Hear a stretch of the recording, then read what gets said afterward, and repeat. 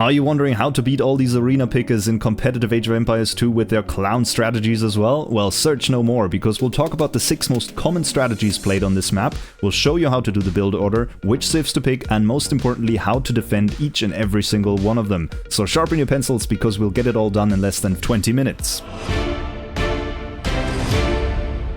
Alright, we have a lot of ground to cover, so let's move straight into a quick map overview before we go through the strategies. Arena is a so-called closed land map, and that is because we have no water and your starting base is protected to the sides by thick forest and the stone walls covering the front of your base. Otherwise, everything is very similar to Arabia. We get berries, 2 boars, 8 sheep, and either deer or chicken, which can vary depending on the generation. Gold-wise, we get our main gold and secondary gold within our walls, as well as a 5-tile stone. However, the third gold and secondary stone will be outside the walls. As for the rest of the map, there will be 2 neutral golds or stones, 2 groups of berry bushes, around 6 lions, wolves or bears or otherwise hostile animals, and crucially for some strategies, there will be foxes that drop gold that you don't need to drop at a mining camp. And finally, of course, there are 5 relics evenly spread around the map. And that's pretty much it. Arena is an extremely predictable map, which is why the perfection in your build order's execution is so vital. There is nothing much else that will decide the first 20 minutes of the game. No man-at-arm rushing, no archer ambush, no scout delaying your military building. Only the perfect build order execution, many of which will remain hidden from your opponent until you actually go for it, which is why this map partly earns the title of being a clown map. Well, what are those build orders? Let's take a look. First things first, the civ you pick matters extremely on Arena. You would very rarely play a random strat with a random civ on this map. That said, to make sure you are as flexible as you possibly can be with the civ you love the most, I have done all these build orders with the Magyars to avoid any eco bonuses impacting them. So when you pick your strat, you should obviously pick a civ that does it well. So the build orders I show you now should be the minimum timings you can achieve, but you'll likely be faster thanks to your civ's bonuses. Let's start with the first one, and it's the mother of all arena strats, the forward castle drop. I'll let the build order play here on screen while we talk through it. So what is a forward castle drop? The idea is pretty simple. You want to drop a castle onto your opponent's walls as soon as possible in Castle Age to choke them from the other resources on the map and to lock them into their base and end the game quickly. As part of this process, you'll likely add a siege workshop at some point and pump out a few unique units to try and really put the screws on them. If your opponent manages to drop their own castle or puts up stone walls behind their original stone walls, you have 2 choices. You can either all-in push in Castle Age using siege weapons such as rams, or you can go to Imp as quickly as possible on 1 TC and trap down their castle. If they don't drop a castle and just boom, the game will usually end in your favor since you eventually break through and might even drop a second castle to really put the nail in the coffin. Even if you don't kill your opponent, by the way, the nasty thing about this strategy is that your opponent will eventually run out of gold, as the only 2 golds they have are in their base and one of them might even be in the range of your castle. And they simply cannot exit the base unless you're not paying attention on the sides. So let's talk about the build order real quick. This is a standard 23 villager Castle Age, and you can see the build order here on screen. I think this should be quite achievable, and it is not a complete all-in strategy since your economy is still functioning and running back in your base, albeit at a fairly slow pace. Let's talk about how to defend this strategy. Option number 1 is to intercept the villagers trying to build the castle in the first place. The only real way to achieve this is if you went for map control while you're on your way up to Castle Age by using scouts and eventually light cav.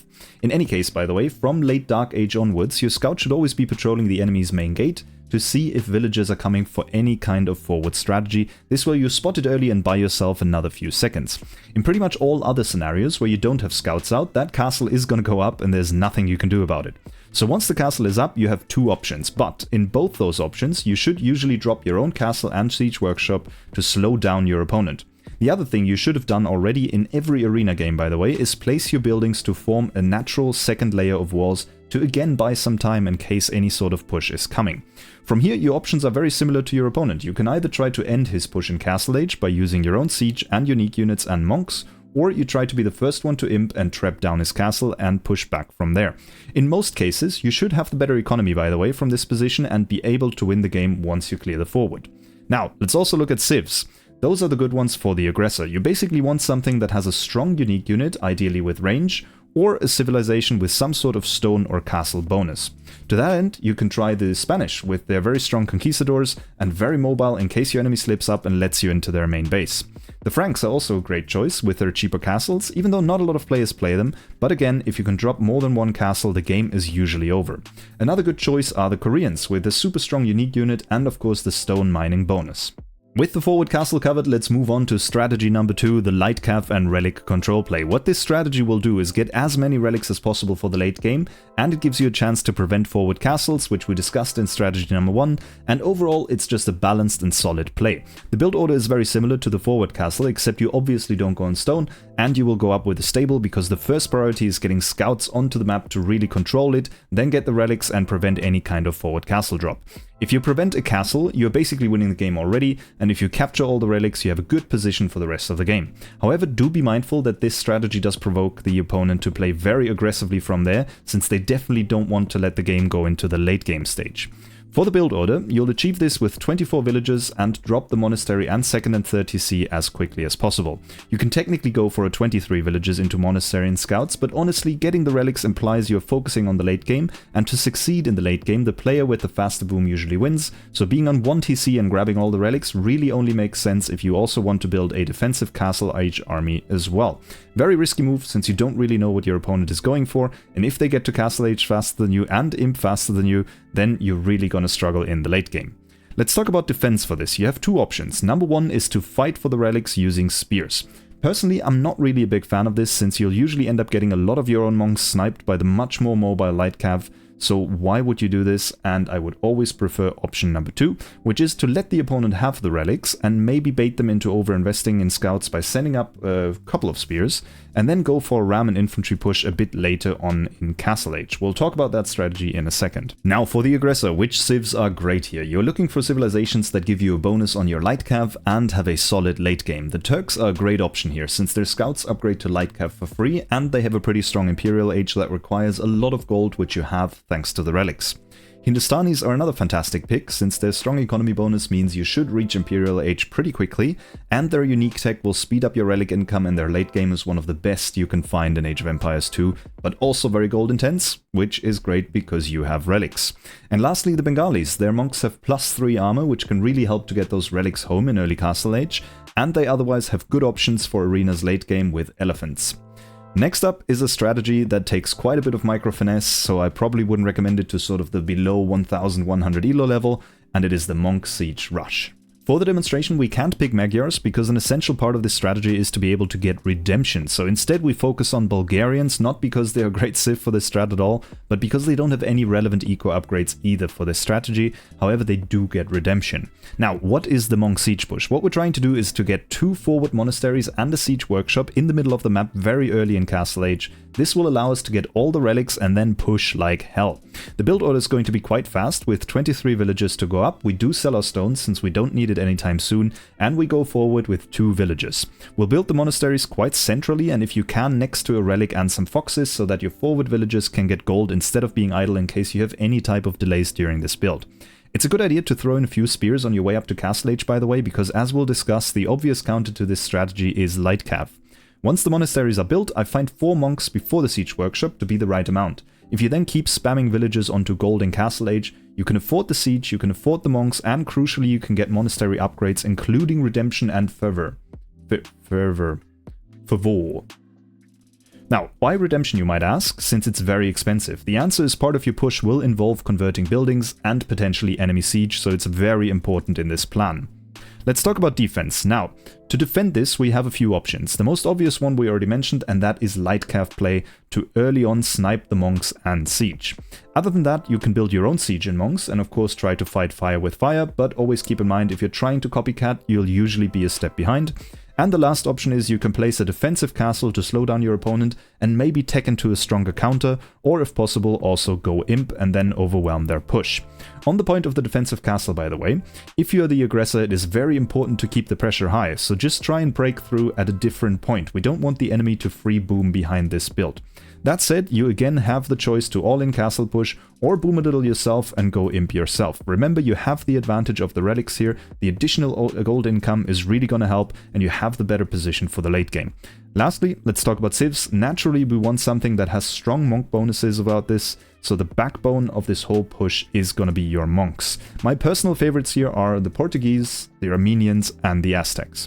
Alright, next up we have the only strategy that involves feudal age aggression, and it is the Tower Rush. This one probably doesn't require much of an introduction. Your goal is simply to inflict crippling damage in Feudal Age already, while most opponents will still be busy setting up their fast castle. You're highly unlikely to encounter any army at this point, so it can really put your opponent into a proper panic mode. The build order here is 18 villages and 5 forwards, so pretty much the standard tower rush as in my other video. The first tower will go up right on your opponent's wall to have maximum range into the base. After that, you batter down a piece of wall and then continue placing towers in range of each other, and do not forget to wall them in. That will make it much harder for your opponent to rush them down.